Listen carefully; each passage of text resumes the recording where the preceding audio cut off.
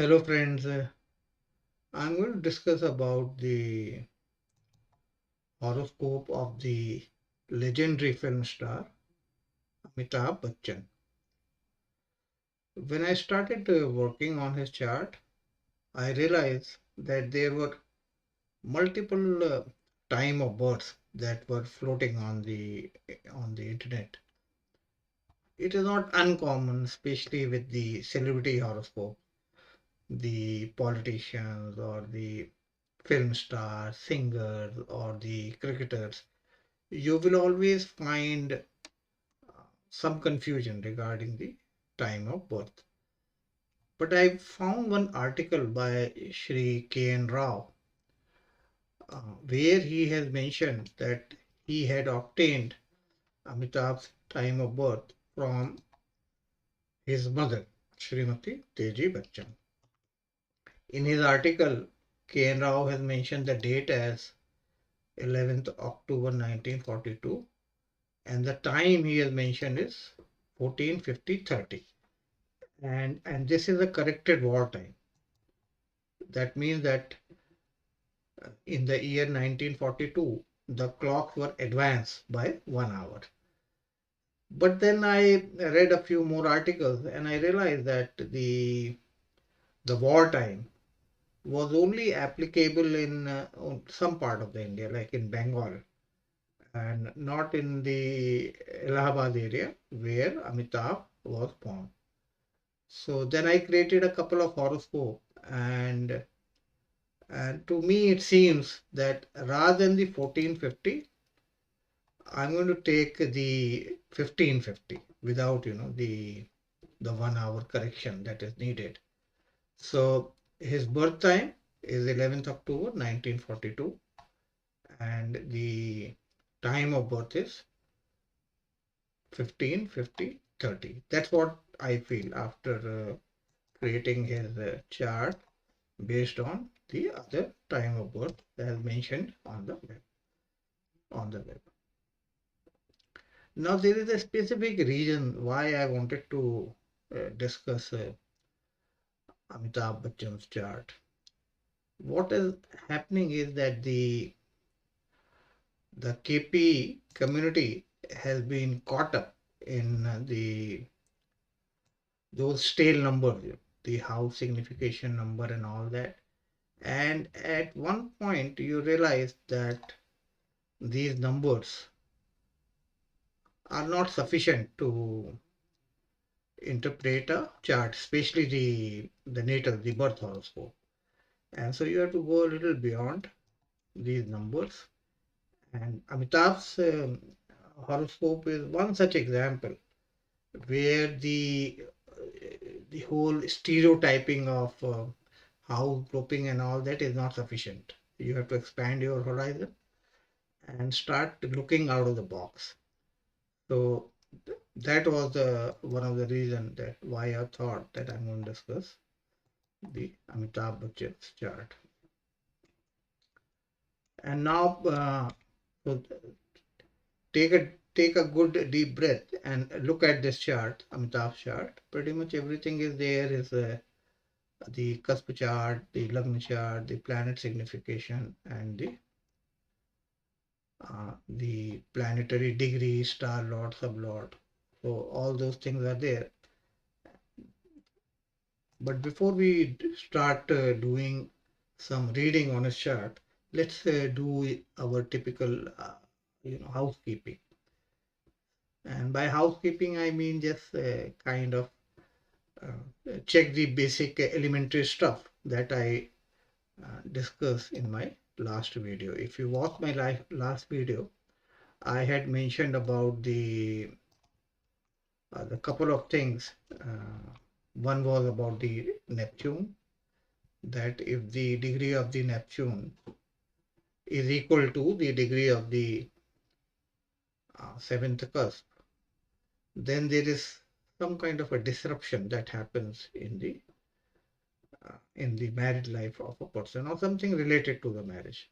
That's the first thing. Second is that you should be looking at whether the ascendant itself is not on the threshold of two different signs.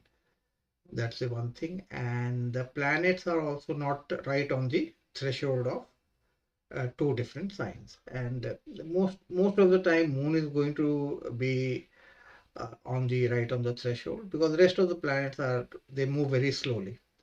But still, let's do our housekeeping. And so what we realize here is that if we look at the ascendant, so ascendant is in 18 degrees, so that's fine. It's not on the threshold. And then if we look at the degree of the Neptune is Virgo, 7 degree, and the seventh cusp is Leo, 18 degree. So that particular yoga that I discussed in this particular video, the last video, so that is not applicable in this chart.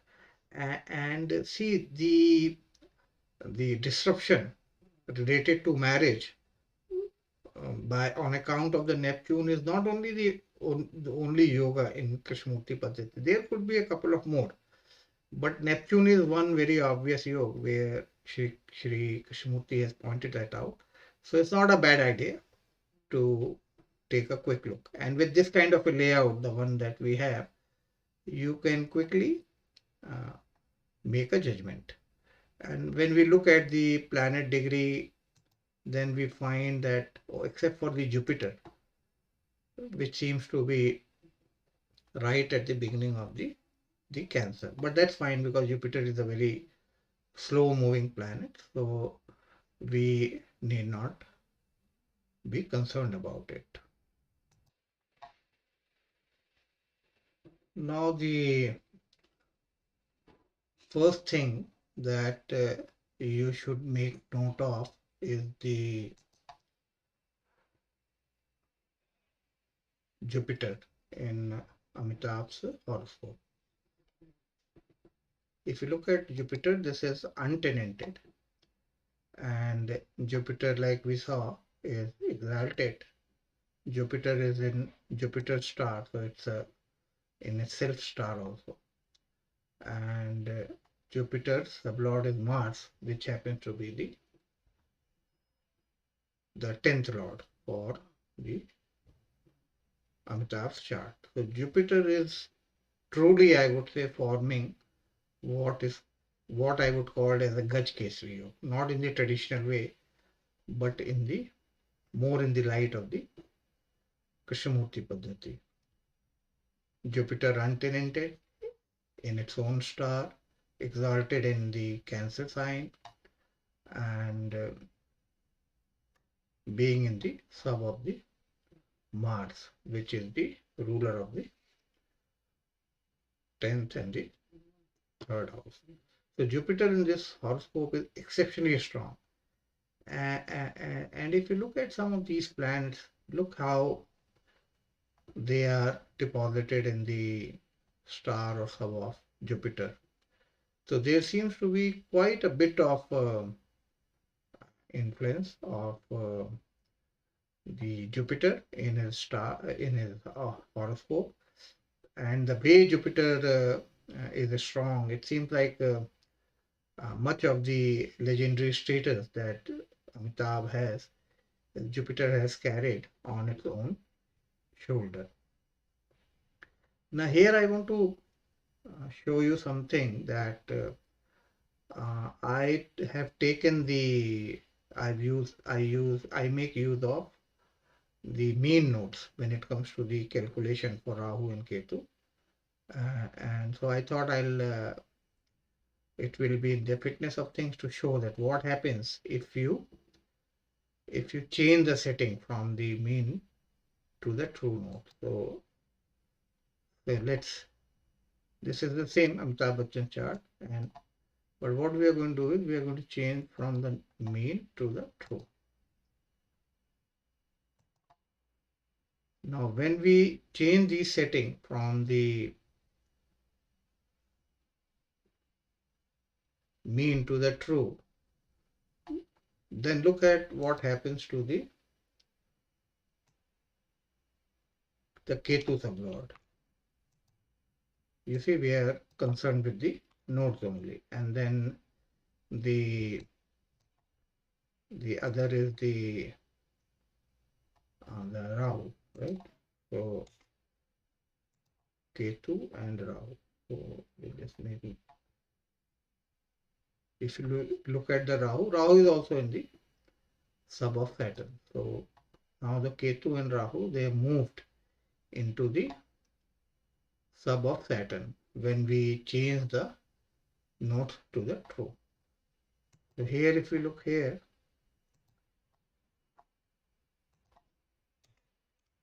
right? So this is what we got when we were talking about the value of true versus the mean. In the mean nodes, the Ketu sublord is Jupiter, as you can see over here, and the Rahu sublord is also Jupiter. But when we change the setting, then we realize that Ketu and the Rahu, they moved into Saturn sublord. So this is one thing that you should take a note of. I always prefer to use mean notes. I don't use true notes. And most of the time the planets sublord will not change because the planets, they move very slowly when it comes to time and all that. But since the true and mean nodes have a different way of calculation, so it's going to impact the way the sublord is calculated. So that's one thing that you might want to make a note of. Now moving on to the 10th house and the first house, and especially the Amitabh's legendary status, the uh, his status in the public. He is a public figure and he has millions of his followers. Now, if you look at the distribution of the significators, you will not find too much of uh, 10, 11 and those kind of a thing. Most of the time it is 5 to 11, which definitely indicates his status or his inclination towards the film industry. You know, the fifth house indicates entertainment industry, film industry, and the its combination with 2 and 11 is excellent. So 5 to 11 is it gives a very heavy kind of inclination toward the entertainment industry. Now the second thing that in his horoscope is very important is the role of the seventh house. When it comes to the publicity, the Krishnamurti has mentioned that when the planets are significator of the seventh house, then the public enemy, they disappear. This is not true for the 10th house, and as much as it is true for the 7th house, especially when the lagna is strongly connected with the 7th house, then the public enemies, they disappear, which basically means the person becomes very popular. And the second thing Shri Krishnamurti has mentioned is about uh, the the long lasting publicity. So he has mentioned that the 7th house gives the publicity even when the person is not around, then also he is very popular. So it's a very long lasting publicity compared to the other houses. And in Amitabh's chart, you can see the influence of a lot of these planets on the seventh cusp. And apart from that, you have to also keep in mind that the Mars, which is the lord of the 10th cusp, you see Mars is in 22 degree, and the Sun, which is the seventh cusp lord, is the 24 degree. So there is a very close conjunction between the 7th and the 10th. You can't possibly ignore this kind of a close conjunction if you are reading a natal chart in Krishnamurti Paddhati. And these conjunctions are not very difficult to understand, I will try to explain in a separate video, very easy. But it's always a good idea to make a note of how these planets are in close conjunction. You see the Mercury and then the Mars and Sun, they are all in very close conjunction. So seventh house is already related to the 10th house in from this close conjunction point of view. Another thing about the Aquarius ascendant is that the Mars becomes the ruler of the third house and the 10th 10th house. And this is actually very good because it provides the necessary inner strength or the motivation or the drive for the person to move forward in his life. And this only happens with the Aquarius cusp. So it gives the necessary push in life. So that's another thing about the Aquarius that you might want to note. Jupiter is also very good. You can see that Jupiter is the lord of the 11th and the second cusp, and we've already seen that Jupiter to be very powerful. Now the most important thing in Amitabh's chart is about the sixth and the eighth, signification of the 8 and 6. 8 and 6. Now, on the face of it, you think that this is a bad combination in Krishnamurti's Paddhati, but let me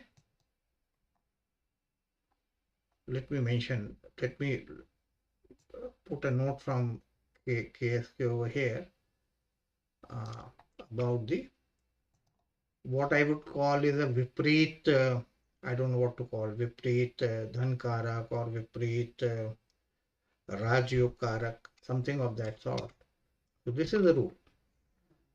And what Shruti says is that if a planet, any planet in the constellation of Lord of Six occupying the 8th house, or in the constellation of Lord of Eight occupying the 6th house, will invariably bring luck without any strain. Shri KSK has mentioned about this particular combination in many places in his books and in his articles. And what he's trying to say is that this kind of a yoga makes a person win all kind of a competition. And so if somebody is in any business or any profession or any career where some kind of a competition is there, then this particular yoga is very favorable for that person. And if you look at uh, these planets like Venus and then the Mars and then the Saturn, all these three planets, they are forming this kind of a yoga. And especially in the film industry, what happens is that there is a competition uh, for uh, for any star to become successful. He should be selected or he should get a chance from good directors and good story writers, and overall just a period he has to be lucky. And so that what is stands out in Amitabh's chart. So on one point, he has a Gajkesari yoga according to Krishnamurti Paddhati, that's formed by Jupiter.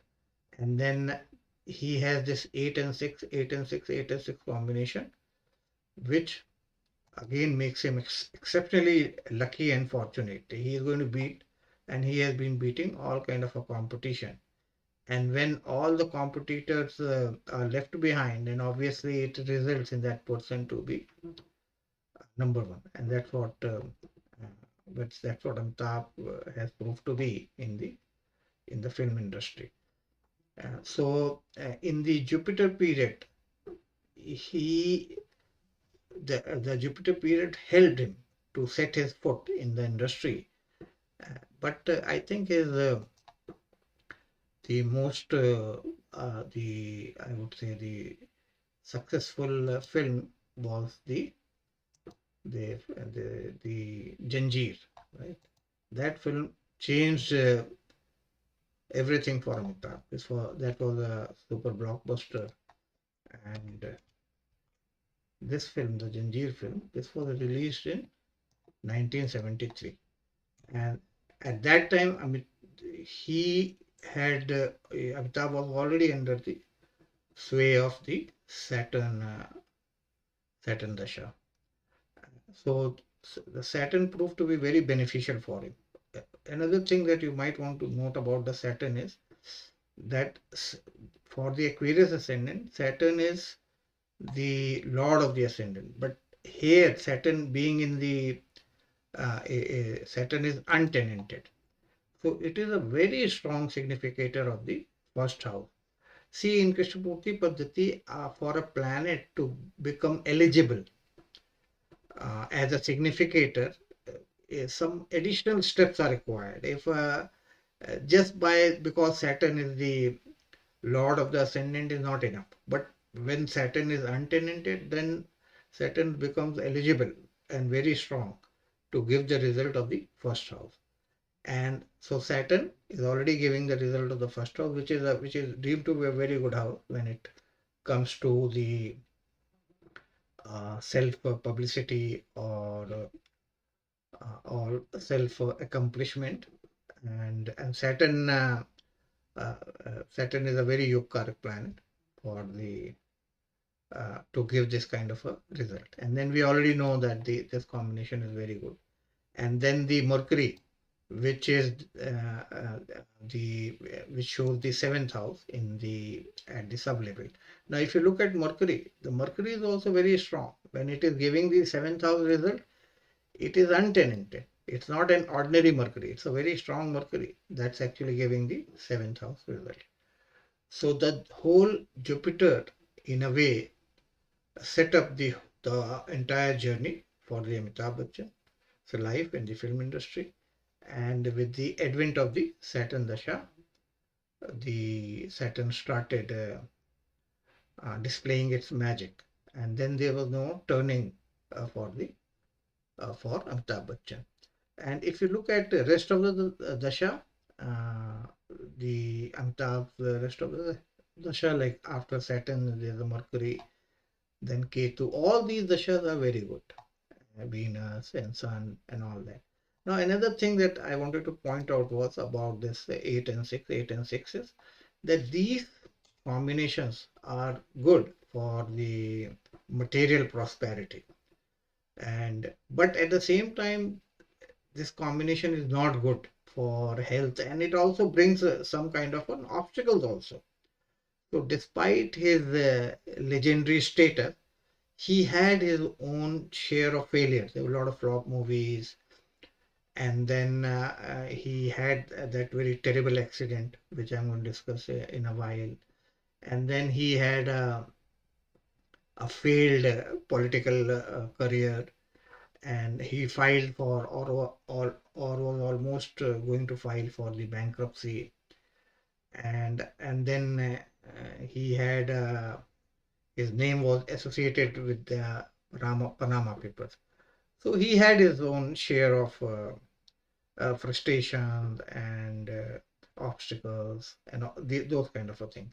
So the idea of telling this is that in Krishnamurti Paddhati, you can't possibly categorize the planet like a malefic or a benefic. There is nothing like malefic or benefic in Krishnamurti Paddhati. This Saturn, which is very benefic from the material prosperity point of view, is not at all good from the health point of view.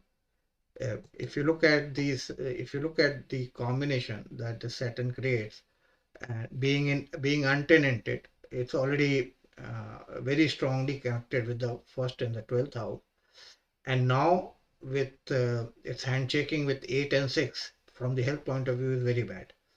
And then again at the sub level, the 8th house is not good, though the 5th house is good.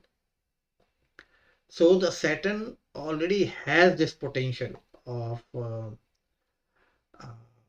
causing the health related problems. So Saturn from one point of view is benefic, and from the other point of view it is malefic.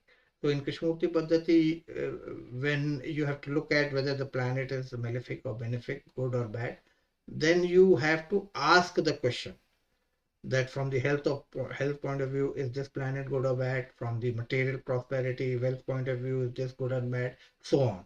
And then the planet takes on different kind of a color depending on what the question might be. So in during the Saturn and I guess the Moon period, which happened in I guess 1982. Yeah, I think yeah, 1982. So these were the period, Saturn Moon period, when he met with a very fatal accident while shooting for the film, The Coolie, and he was almost going to die at that time.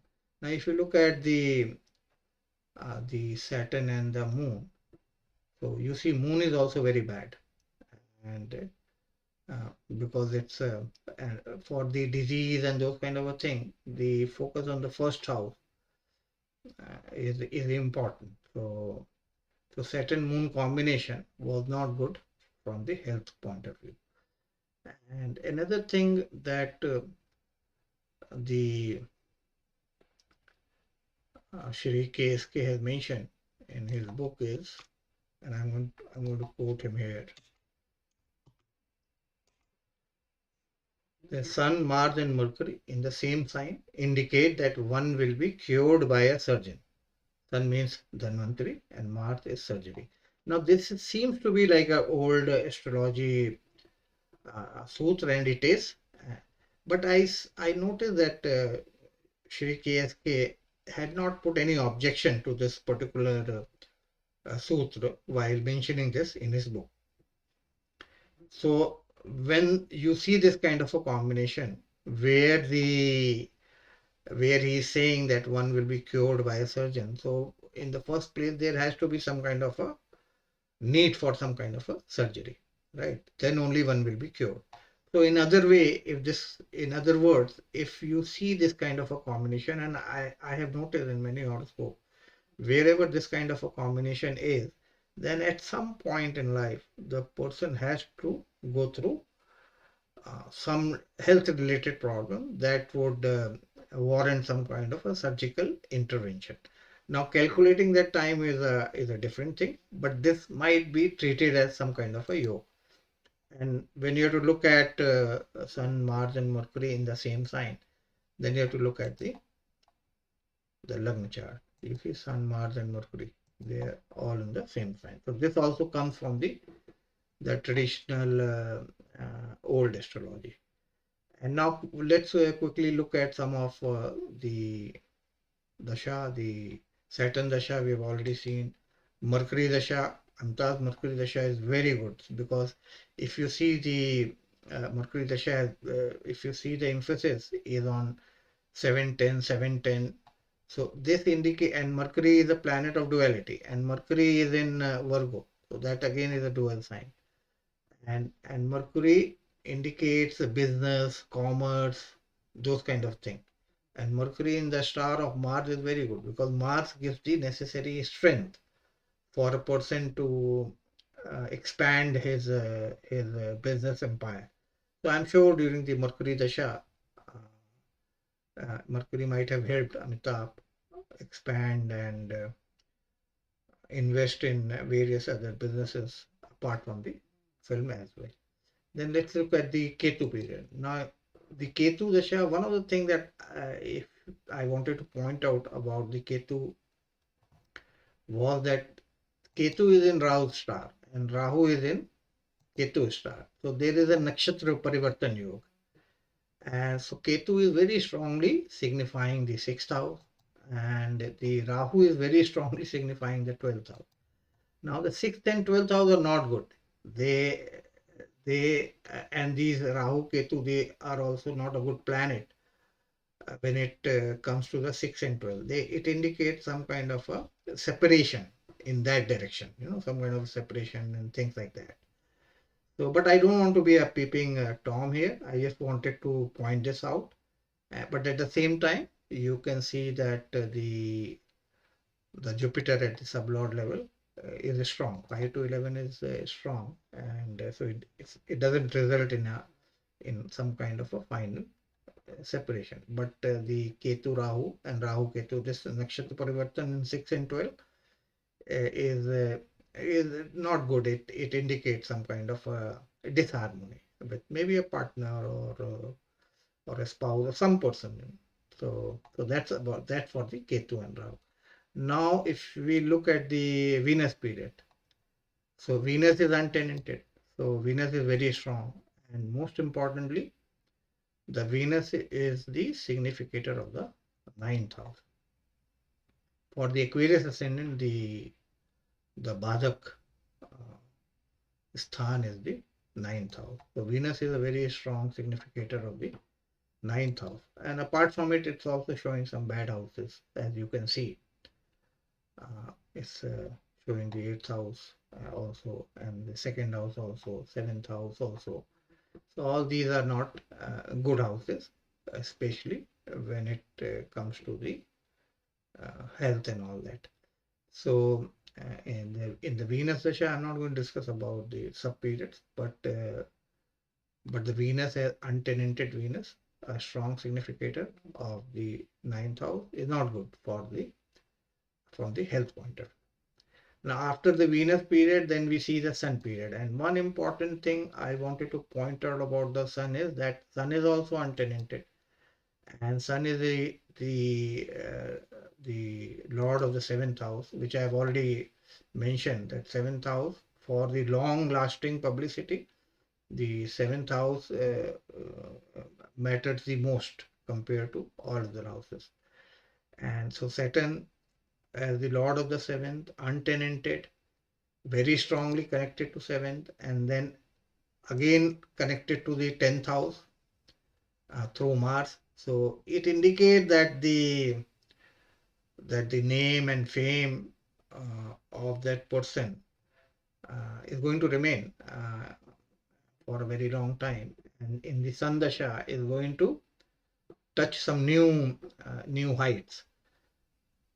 So and then so I think the Amitabh chart is worth a group discussion, because a lot of information about his life, including the milestone dates, are in public domain. So that way, so if we do a group discussion and using the Krishnamurti Paddhati, so that's going to become I think, a very nice, interesting discussion. So I'll plan it soon, and hopefully we do it as soon as possible. So that's all in this video. Hope you enjoyed watching.